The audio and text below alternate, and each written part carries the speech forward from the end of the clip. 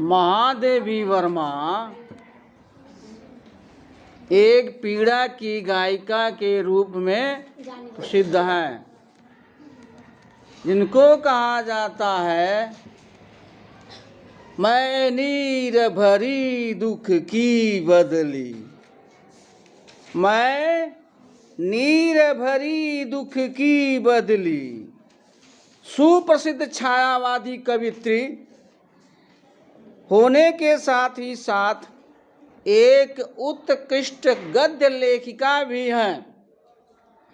गुलाब राय जैसे शीर्ष स्तरीय गद्यकार ने लिखा, मैं गद्य के महादेवी का लोहा मानता हूँ।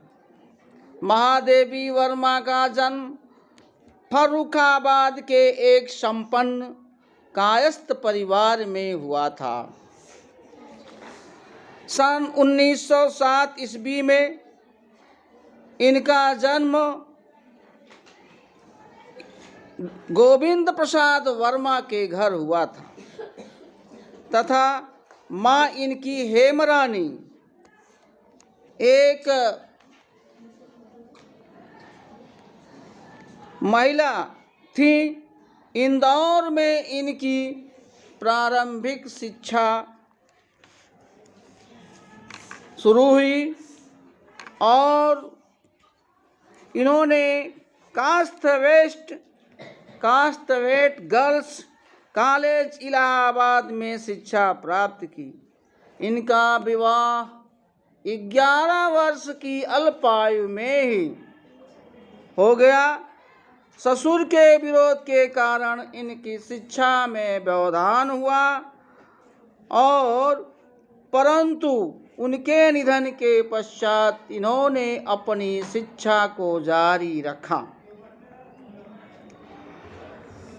सन 1933 में इलाहाबाद विश्वविद्यालय से संस्कृत एवं वेद विद्या में एमए की परीक्षा प्रथम श्रेणी में उत्तीर्ण किया।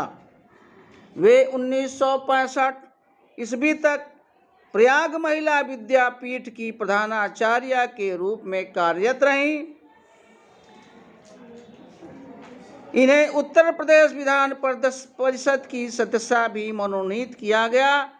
इनका देहावसान 11 सितंबर 1987 ईस्वी को प्रयाग में हुआ। महादेवी वर्मा एक गद्य का आरंभिक रूप इन्हीं की लेखनी से हुआ। काव्य कृतियों की भूमिकाओं में देखने को मिलता है मुख्यतः कवित्री ही थीं। फिर भी गद्य के क्षेत्र में उत्कृष्ट कोटि के संस्मरण, रेखाचित्र, निबंध और आलोचनाएं लिखी। सन 1930 ईस्वी में इनका पहला संकलन निहार प्रकाशित हुआ। इनकी पहली पुस्तक अतीत के चलचित्र सन 1941 में प्रकाशित हुई। रहस्यवाद एवं प्रकृतिवाद पर आधारित इनका छायावादी साहित्य हिंदी साहित्य की अमूल्य विरासत के रूप में स्वीकार किया जाता है। विरह की गायिका के रूप में महादेवी जी को आधुनिक मीरा कहा गया।